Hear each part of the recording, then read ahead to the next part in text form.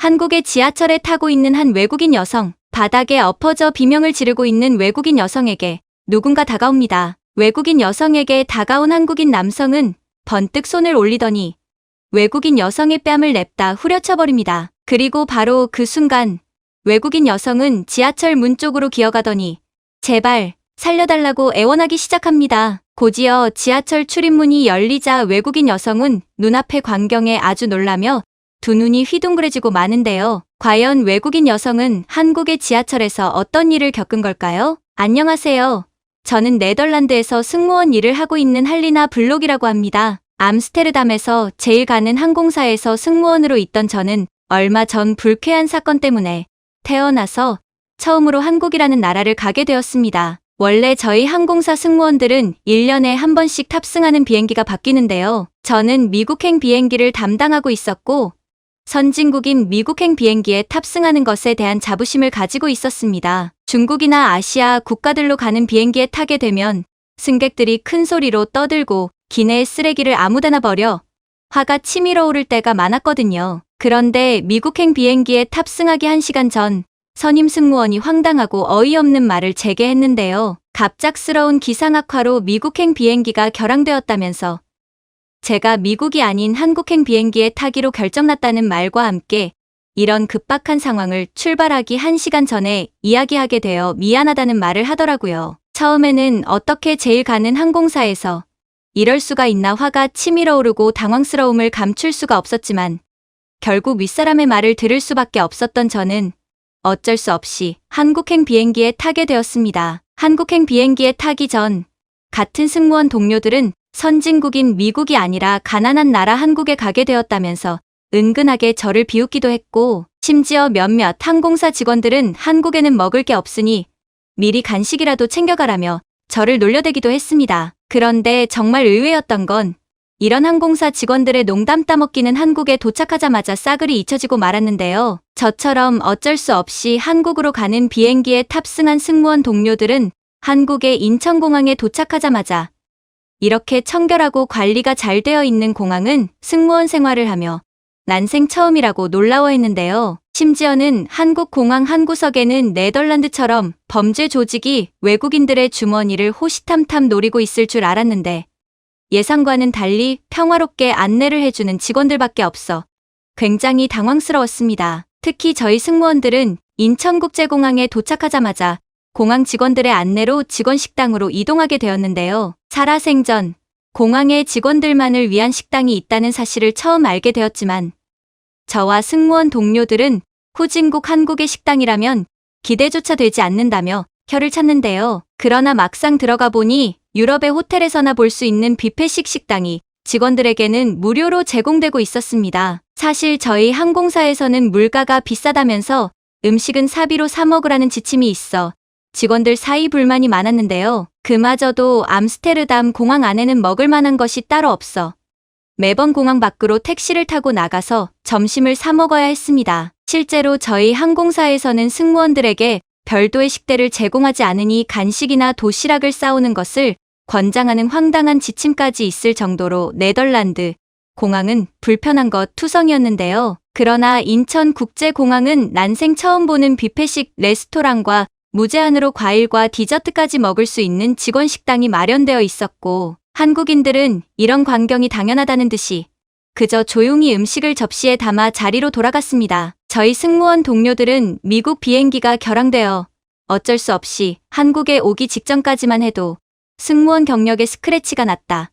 자존심이 상한다며 후진국인 한국에 제대로 된 공항이 있긴 하냐며 불만이 많았었는데요. 하지만 막상 와보니 암스테르담의 공항보다 더 청결한 것은 물론이고 아주 든든하게 배를 채울 수 있는 직원 식당을 비롯해 공항 내부 다양한 식당이 있는 한국 공항의 모습에 굉장히 감탄하며 돌아다녔습니다. 그럼에도 몇몇 승무원 동료들은 공항만 잘 지어놓은 것이 아니냐며 본인들의 주장을 굽히지 않고 한국은 후진국이며 가난한 나라라는 황당한 얘기들을 꺼냈는데요. 그때 마침 인천공항 직원이 저희에게 다가오더니 온 김에 한국을 잠깐 관광하고 가라며 가이드 유민 씨를 붙여줬는데요. 다른 승무원들은 그닥 한국을 여행해보고 싶진 않는 내색을 비췄지만 네덜란드로 돌아갈 때까지 시간이 남긴 하니 속는 셈 치고 유민 씨를 따라가 보기로 결정했습니다. 택시를 타고 서울로 이동하게 된 저와 동료들은 공항에서 어렴풋이 느꼈던 것이었지만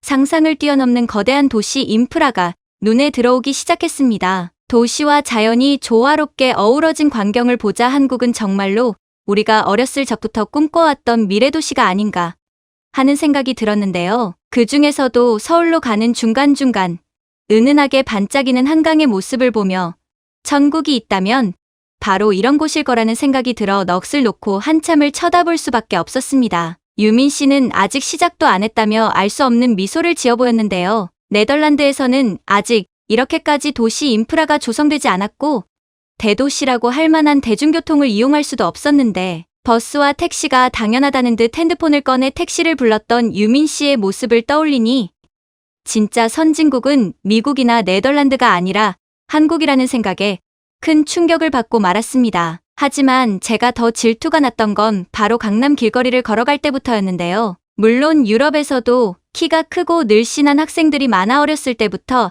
아역배우 일을 시작하는 학생들이 많지만 정말 이상하게도 한국의 강남에는 아이돌처럼 예쁘고 잘생긴 학생들이 굉장히 많았습니다. 심지어는 교복을 입은 한국 학생들은 너무 과하지 않고 자기한테 잘 어울리는 수수한 화장법으로 깨끗하고 단아해 보였는데요. 승무원 동료들은 어떻게 아시아의 후진국인 한국에 이렇게 아이돌처럼 자기 관리를 잘하고 아름다운 학생들이 많은지 크게 놀라 도저히 입을 다물 수가 없었습니다. 제 옆에 있던 다른 승무원 한 명은 대부분의 한국 여학생들이 자기보다 키도 크고 늘씬하고 심지어는 승무원 유니폼보다 세련된 한국 교복을 보고 기가 죽어서 어느 순간부터 한마디도 하지 않고 땅만 보고 걷기 시작했습니다. 저희도 네덜란드에서 제일 가는 항공사의 승무원으로 뽑힌 만큼 암스테르담에서 네로라는 미모와 화장법을 가지고 있다 생각했는데 아이돌을 닮은 한국 학생들의 빼어난 모습에 완전히 압도당할 수밖에 없었습니다. 전에 중국행 비행기를 탔을 때는 머리가 떡이 져 있고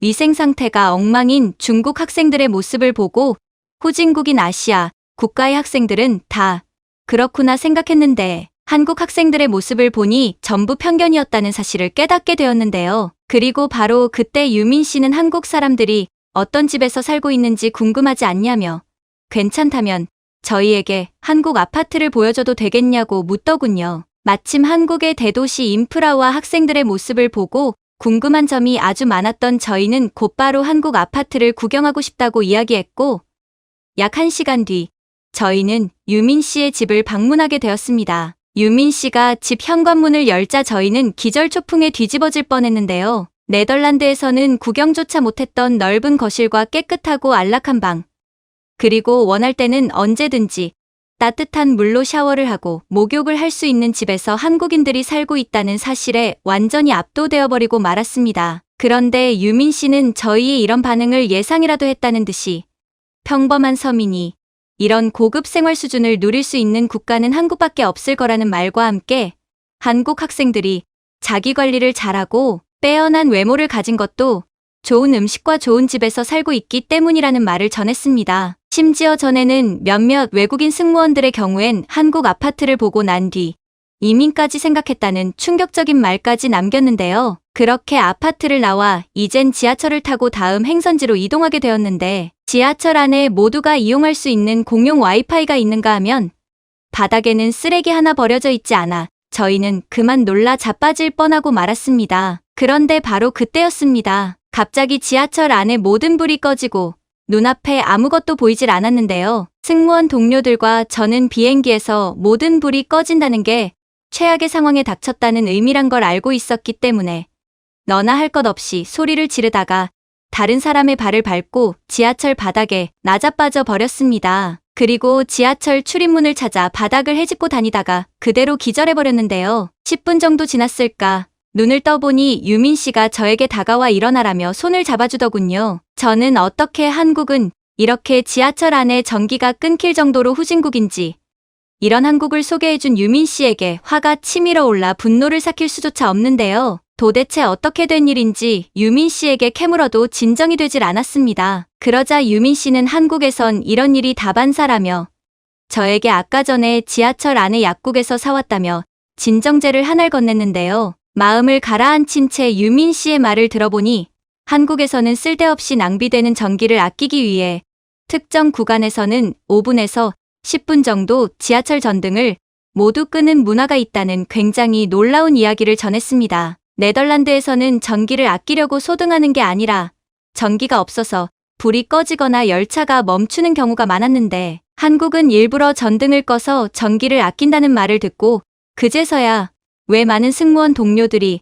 한국으로의 이민을 계획하고 있는지 단박에 이해가 되었습니다. 처음에는 미국행 비행기가 결항되어 어쩔 수 없이 한국에 왔었던 것이지만 한국의 선진 문화와 수준 높은 인프라를 모두 이용해보니 왜 다들 한국으로 이민을 못 가서 안달인지 알게 되었고 저는 더욱더 네덜란드로 다시 돌아가기가 싫어졌습니다. 이후로 저는 저희 부모님만 괜찮다면 한국 항공사로 아예 직장을 옮기고 이민을 오기 위해 비자를 알아보고 있는데요. 짧지만 한국에서 경험했던 이 모든 일들이 너무나 행복하고 꿈만 같고 빨리 한국으로 이민 와서 이 편리한 인프라를 전부 누리고 싶다는 생각이 듭니다.